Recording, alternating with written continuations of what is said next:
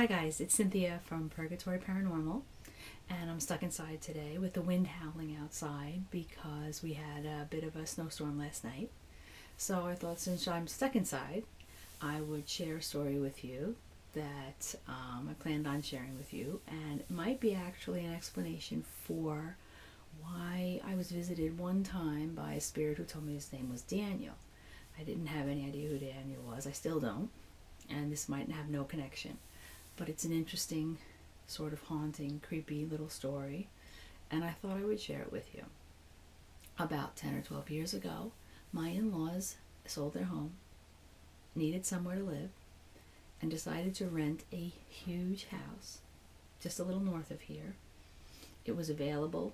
The builder was eventually going to tear it down and build on the property and build a number of houses, but in the meantime, they were able to rent it for a couple of years, and so they took him up on it. I used to call it the gymnasium. The place was cavernous, and we went and helped them move in, and we're helping them move in, and we noticed that in the kitchen the paint was light yellow, and yet around the doorways looked like it had been smudged black and then wiped off, as if something got on it and then somebody washed it off. And I thought, this is very strange. And my father-in-law was like, oh, well, I'll ask about it at some point and find out what's going on, and we'll just paint over it. And that's that. So eventually they move in, and he gets to talking to the builder, and he does start to ask him about it. What we noticed first off in the house was that whoever owned the house before, all their belongings were there. Everything was there. The hallways were lined with bookcases filled with a lifetime's collection of books. The basement, again, full of books and boxes, and there was a huge safe, bigger than most rooms. It was empty, but it was huge. Keys, photographs, just belongings, just left, as if a life had just ceased and nobody had noticed. Finally, my father-in-law speaks with the builder, and the builder tells him the story of the house that they were living in. The gentleman that owned the house, whose name was Daniel, was an attorney who had spent the latter part of his life and career figuring out how to legally divest people of their personal property and life savings. This is what was alleged in a number of cases against him. And it seemed that he had finally done it to the wrong person. That person put out a hit on him. And the gentleman had been killed execution style in the kitchen of the house that my in-laws were renting. The black smudges were from the processing of the crime scene afterwards. Needless to say, when we all heard this, we were a bit stunned. It's surprising to find that you are living in a house where something like that happened, and that's where my in-laws were living. My mother-in-law, God rest her soul, would always say that she felt a presence in the house. And people would laugh at her. I didn't laugh at her because I always felt an overwhelming sense of melancholy in the house. They did have a friend's son come stay with them for a while who was going to school to be a state trooper, a police officer. He wasn't one to make up stories. And he woke one morning and said, there is something in this house. There's absolutely something, not of the living, in this house. Numerous people said these things. So they lived there for 2 or 3 years, and it came time for the house to be demolished. The house was going to be bulldozed. As it stood, no one in the family wanted any of this gentleman's belongings. No one wanted anything. So they told us Take what you want. We took some books, mainly just a few books. But maybe because of my macabre sense, I don't know, I took photographs. And, I have a love of old photographs to begin with. And yet this pile of photographs has sat here in my home for a number of years. And I know there's no issue with it. I've had no issue with it. But, I have powerful protections in place, and I'm, very strong to the good. So I don't have any issues with it. I've thought about bringing them out and possibly using them in a ghost box session, but I have delayed doing that because I don't know that it's appropriate.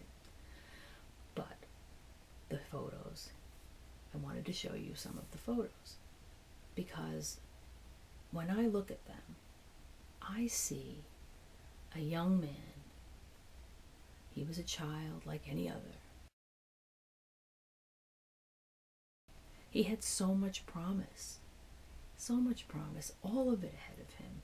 He had the ability to go to college, the ability to go to law school.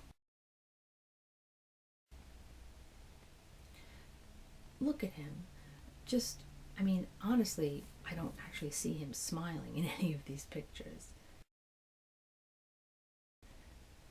I don't know. Maybe he didn't smile much. Maybe he didn't have much to smile about. I don't know. There are a lot of pictures of a woman in with these photos. I don't know who she was. Did he love someone? Did someone love him? There's one picture that looks like it's from Russia or another country. Perhaps these were grandparents or great-grandparents, I don't know. So was his lineage important to him? Either way, it's sort of the trajectory of a life that could have been so much more. And yet he made this decision to do these terrible things, and then to have his life end in such a horrible way. There are some people that say he got what he deserved. No one deserves to be assassinated. No one deserves to have someone have them killed for money. Then again, no one deserves to have their life savings and belongings taken from them. I'm not the one that would decide a punishment for someone like that. I can only say that, taking a life, not in self-defense, is never appropriate. It can't be. It can't be appropriate.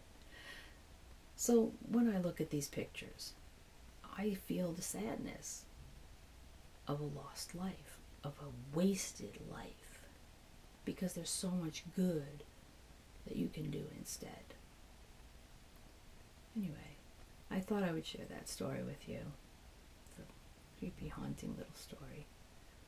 My in-laws kept living in the house for the few years they lived there. They painted over the black smudges from the fingerprinting powder. It wasn't easy to paint over it. And they just went on their way. Anyway, enjoy your day. I hope you enjoyed the story and the photos. Take care.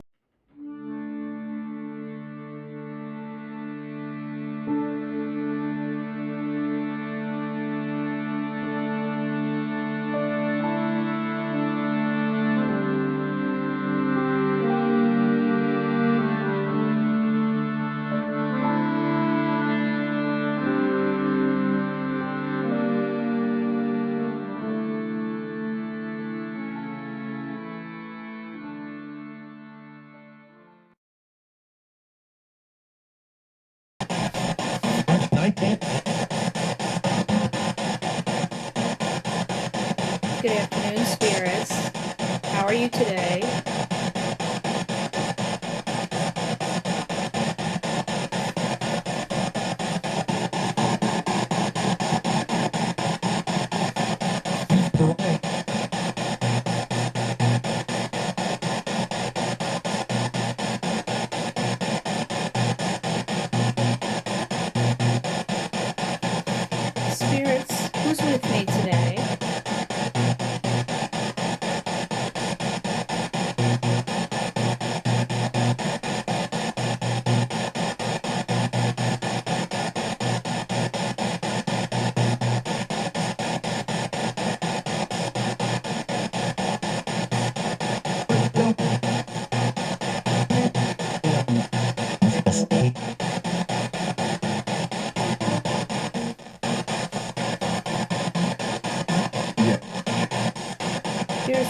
this Daniel that's in this photograph?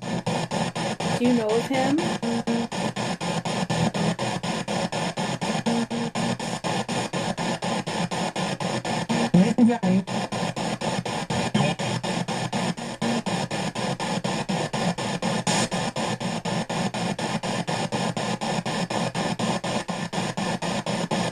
I've had his photos here for many years. Is he among you?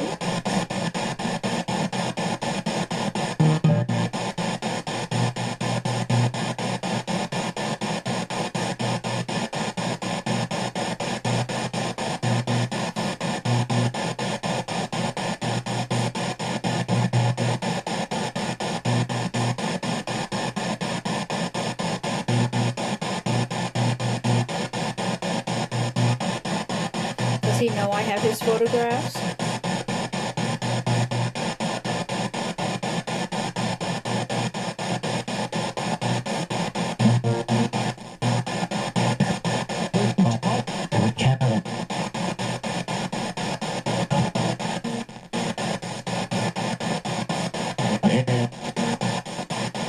Are you here with me, Daniel?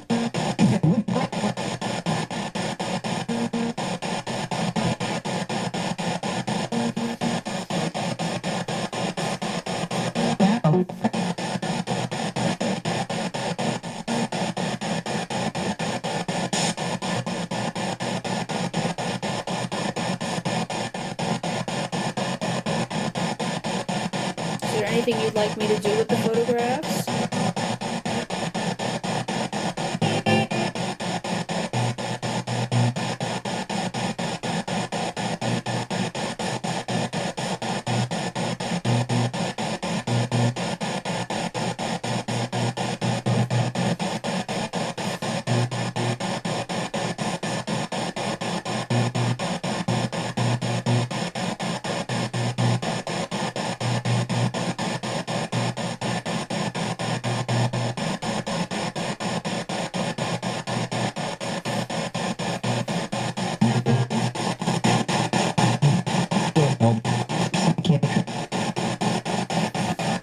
You say he can't come through?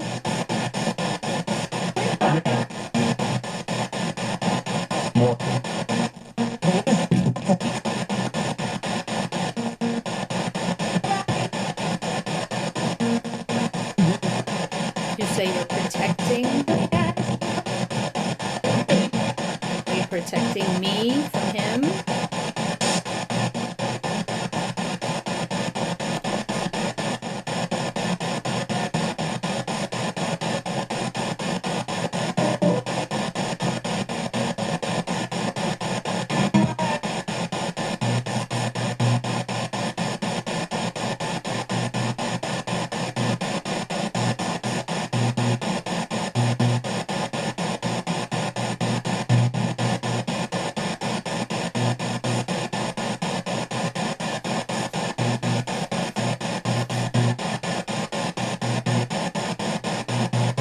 Is there any message that he'd like to give to me?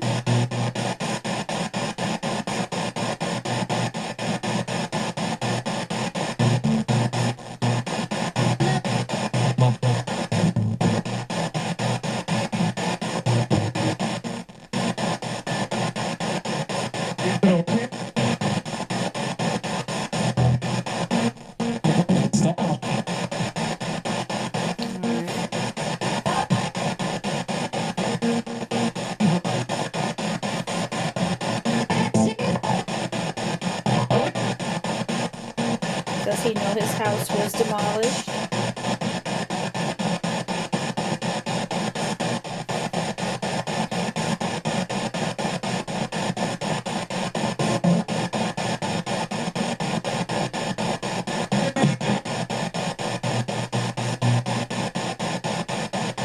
Daniel, if you're with me, did you haunt your old house after you passed?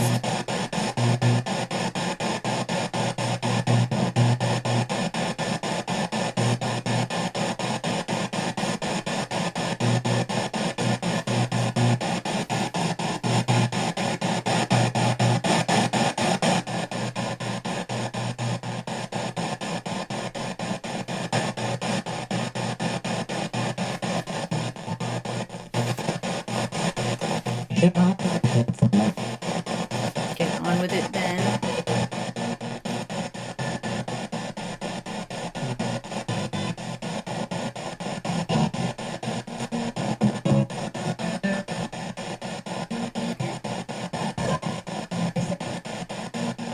Daniel, did you haunt your house after you passed?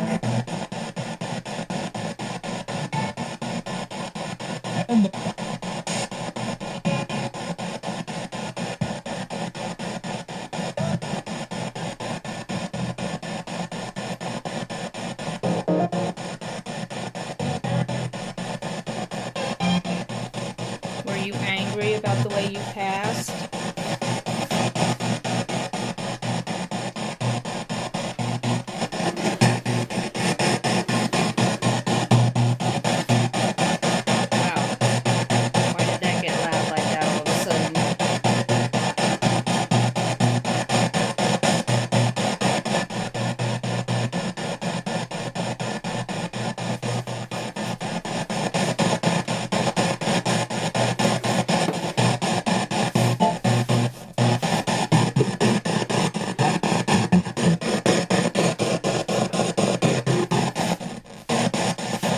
Are you still angry?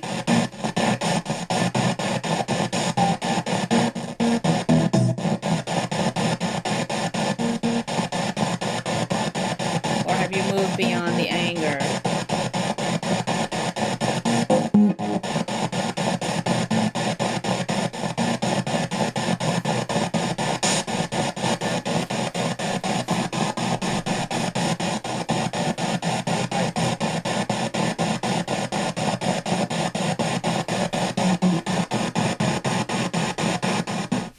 I'll try AM one more time.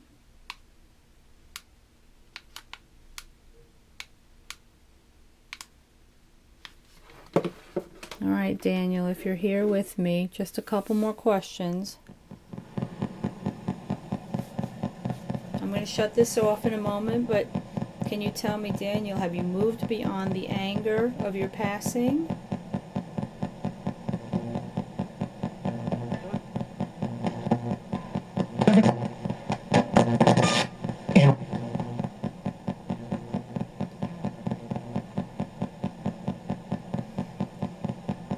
Have you asked for forgiveness for the things you did in your life?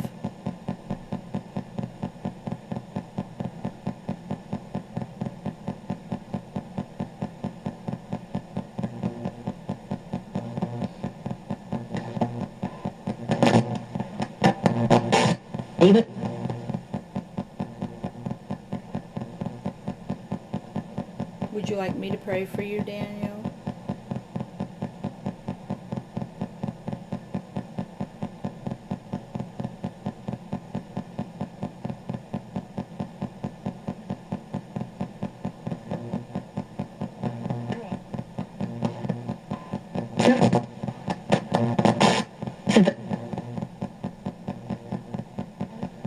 Spirits, should I pray for Daniel?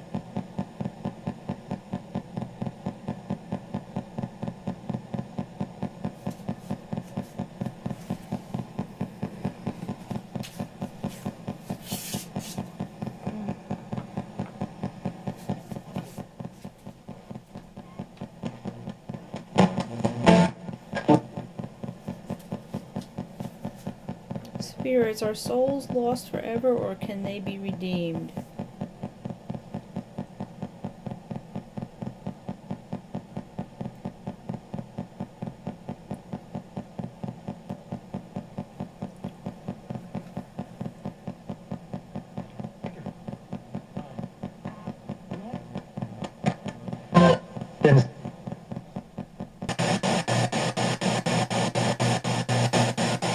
Spirits, are souls lost forever, or can they be redeemed?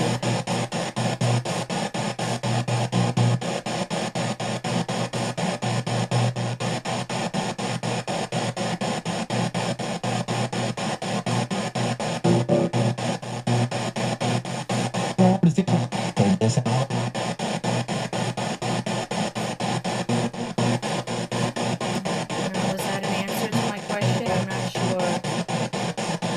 If we pray for you, does it help?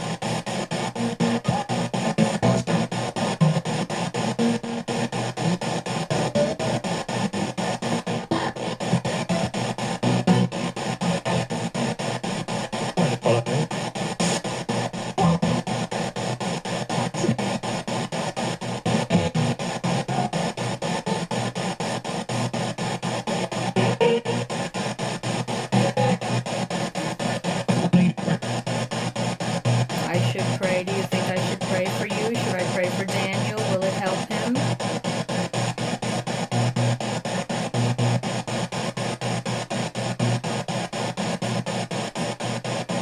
My experience. Can you say goodbye to me? Can you say goodbye, Cynthia?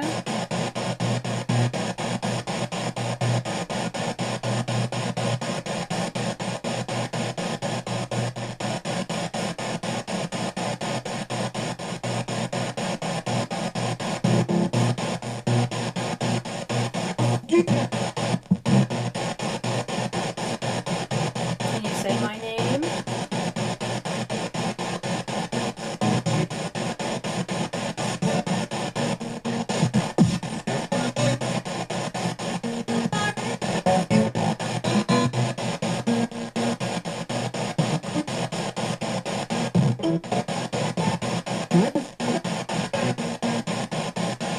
My experience. Well, I'm going to say goodbye now. I wish you all peace. I will pray for all of you. Thank you for trying to come through. Okay. Goodbye. Can you say goodbye to me?